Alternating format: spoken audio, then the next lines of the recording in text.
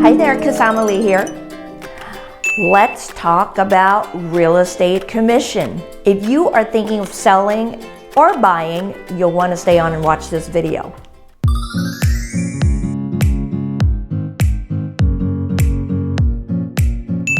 If you find this type of content helpful to you, whether you're thinking of selling or buying, or you're just kind of curious of what the market is doing, you'll want to hit subscribe and the bell notification to continue to receive great value content that I'm bringing to you on a weekly basis. I will only speak to you about our California market, okay? I can't speak for all the other states and how things are done in other states. So even though I think that they're all the same, when you are the seller of the property, right, you're listing your house, you are actually paying for the commission of the seller's agent, that's your agent if you're the seller, and the buyer's agent.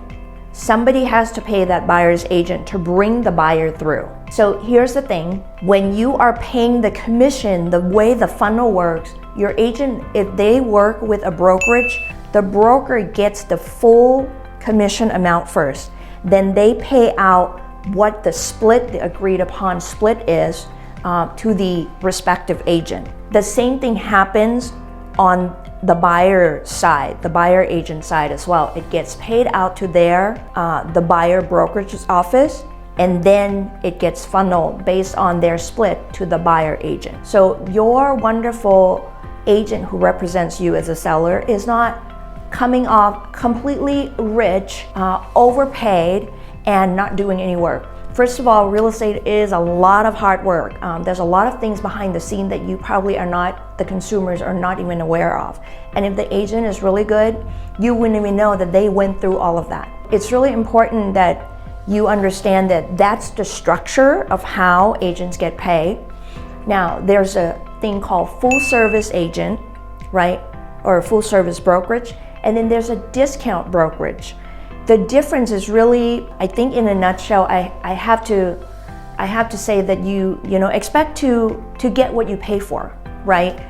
Because think about it, if it's a discount brokerage, there's a cost that got cut somewhere, whether through the brokerage or through the agents.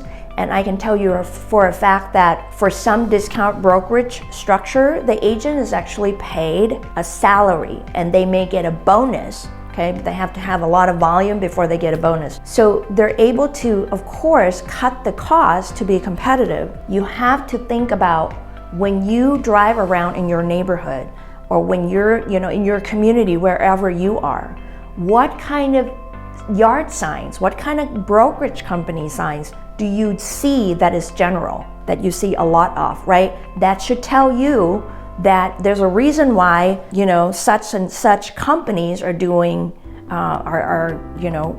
working the market, right? The other thing you have to also ask, the question is, what services, specific menu items, so to speak, would you get, from hiring this agent through this brokerage? Also, how much experience have they had in your local market? I cannot overemphasize the fact that if you're gonna have an agent sell your house, they should really know your market. They should have done some transactions at some level in your market recently, not 5 years ago.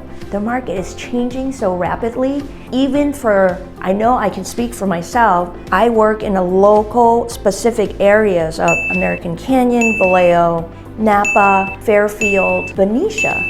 Well, the market changes so quickly. If I don't have my pulse on what's happening in the market, what's been recently sold, what different communities, what is the percentage above listing price that it sell for, if I'm not on top of my data, if I'm not an expert in the market, how would I be able to best help you represent to sell your home? Now, I've also have had listings in other areas outside of my area. I have to do extensive research to make sure that I know that market. I would talk, connect and network and really pick the brain of the local agents in that specific area as well. The same thing goes with working with the buyer's agent. If they're not familiar with the market and they haven't taken the time to get familiarized with the market, how would they be able to best give you the best suggestion? They should at least be able to tell you, what properties are getting sold at above asking price in the last, 3 to 6 months, right? My point is this: regardless of what you decide to pay, okay, whether you're going for the discount brokerage fee or the full service brokerage fee, you have to be ready to, I think that for the discount brokerage fee, be ready to carry some of the weight that a full service brokerage fee would normally do. You may have to do some of the legwork, the follow-ups, and you might not get the responsive communication, the phone calls or the emails. Like, don't expect it to be the same kind of service that you would expect when you're paying somebody or a brokerage a full service fee. So I think it's important for you to do get informed and get educated on how all of the pieces work, because at the end of the day, what I always tell my client is this, and I've been blessed with many repeat clients who had worked with me before and came back, whether they bought their first home with me and now they're selling their first home and they're buying their second home. I'm working with a client right now who's selling their third home with me in a very short period of time. They're not negotiating for a discount because every transaction is its own work. It's its own timeline. It's got its own challenges and bumps and hurdles. It's not about, you represent one property. That means there should be a deep discount for the rest of them. Because I can tell you that one of the challenges I've had was we had multiple offers on a listing that I represented the seller on, double digit, right, offers. We accepted an offer that was really clean. And what I mean by clean is there were no contingencies. They removed all of the contingencies. The price was great. It was just like almost too good to be true, right? But I've been able to successfully work with those too good to be true transactions and completely had a successful close of escrow. This one in particular, the buyer's agent kind of went radio silent for a couple of days and didn't make their earnest money deposit, and then from blowing up my phone trying to get us to look at their offer and accept their offer and all that stuff, too late, completely radio silent for 2 days.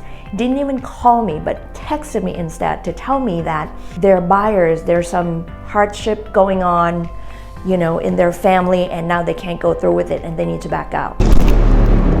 Oh my gosh. So if I wasn't an experienced agent, I would have probably freaked out of my mind, break out in hives before I could even muster up the courage to give my client a feedback, of what just happened. We just had a failed escrow. My client already moved out of state, okay? What I did was I went back through all of the offers that we had and I started making phone calls. I hustled. Okay, within literally hours, I was able to secure 2 potential new offers from the queue of offers that we had. And I actually was able to get my client's house back into escrow literally within 24 hours with a very favorable term. All contingencies were removed. Price was right up to where it was. My client wasn't done being shocked that the escrow fell out, and I already gave him the good news that we replaced the buyer. That's just one of the examples. Experience counts, and you do get what you pay for. I hope this was helpful information to you.